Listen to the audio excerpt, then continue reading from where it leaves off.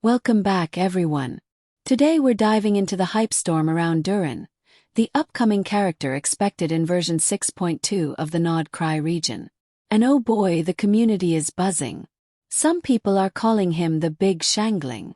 That's right, we're talking about a potential 5-star Pyro enabler who could take everything we love about Xiangling and crank it up to 11. Now, before we dive too deep into the flames, let's get one thing out of the way.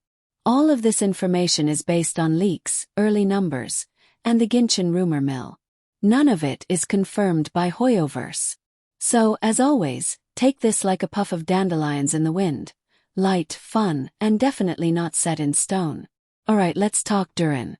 The leaks describe him as an off-field pyro powerhouse, drawing heavy comparisons to Xiangling. You know Xiangling, the queen of off-field pyro application with her little spinning burst of death, the Pyronado.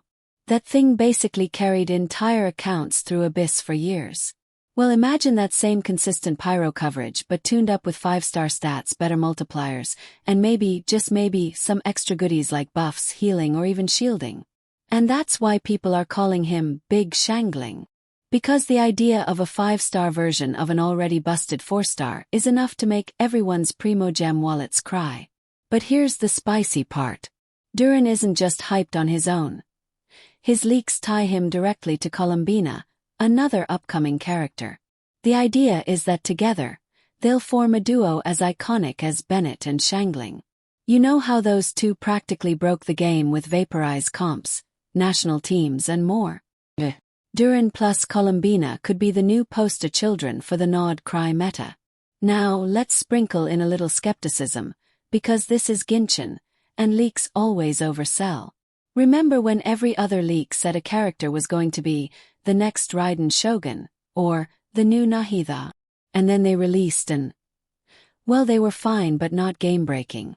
Some players point out that even strong characters like Mavika didn't dethrone Xiangling. So why should Durin suddenly replace her? That's the debate right now. On one hand, hype. Off-field pyro, strong scaling, maybe utility. On the other, doubt. Is this really going to be meta-defining, or just another solid unit who won't shake the throne? And let's be real.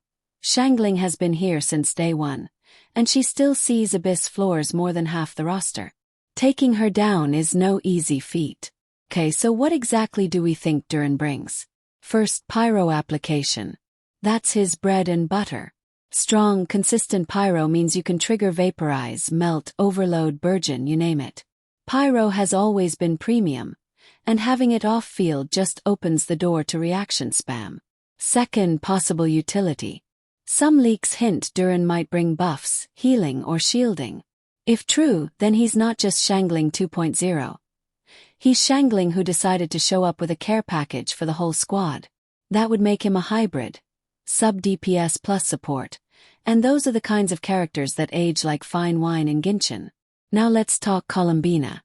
If the leaks are right, she'll be a premium hydro support with strong off-field presence. And you know what happens when you mix continuous hydro with continuous pyro, right?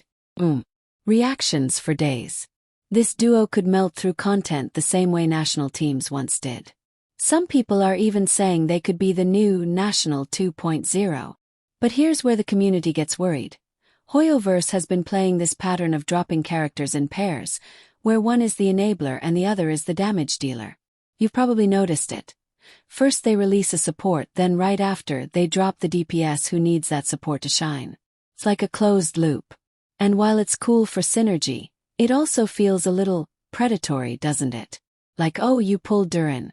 Congrats, but he's only half as good until you pull Columbina too. Classic. This is why people are calling it a closed ecosystem design. New characters mostly empower each other, while older units get left on the bench like last season's Spiral Abyss buffs. And look, we all know Hoyoverse loves making us suffer when it comes to primogems. If this pattern holds, prepare your wallets, or your patience, because missing one half of the duo might feel like missing the full experience. But hey, let's not doom post yet. There's still a lot we don't know about Durin. Internal cooldowns, energy costs, whether his buffs are baseline or constellation locked. All huge factors. Imagine if his Pyro uptime looks great on paper but has annoying gaps in practice.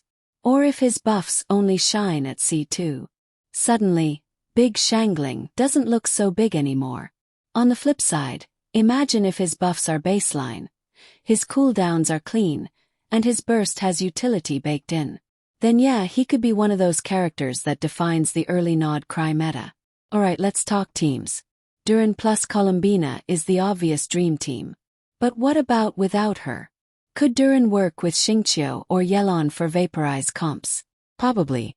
Could he slot into melt teams with Ganyu or Ayaka? Definitely. Could he even enable quirky comps, like Overload with Fiscal or Burgeon with Dendro supports? Honestly, if his Pyro uptime is as good as leaks suggest, the sky's the limit. Still, the comparison to Xiangling looms. Because if Durin is just more damage, same job, then why would free-to-play or low spenders need him when Xiangling already does the job for free? That's why his unique utility, buffs, healing or shielding, is so important. Without that, he risks being Xiangling with fancier animations. Cool, sure, but is it worth your hard-earned primos? Let's also not forget, leaks love to exaggerate.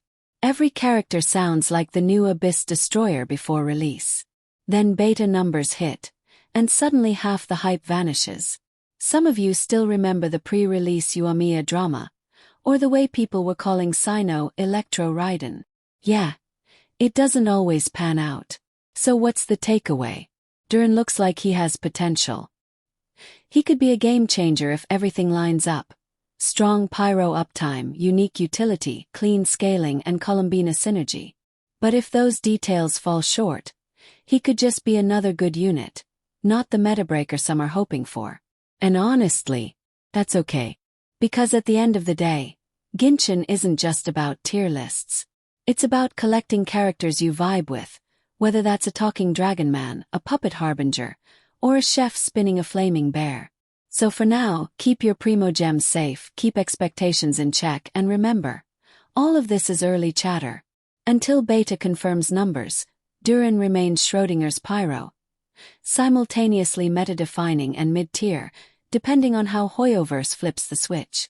And that's the full breakdown. What do you think? Is Durin really going to be the Big Xiangling of Nod Krai, or is this just another case of leak-fueled hopium? Drop your thoughts in the comments, and let's see if the community can predict the future for once. If you enjoyed this breakdown, don't forget to like, subscribe, and ring the bell so you don't miss the latest updates. We'll be covering Durin, Columbina, and the whole Nod Krai cast as soon as more info drops. Thanks for watching, good luck saving your primos, and may all your 50/50s land on something other than, Chichi.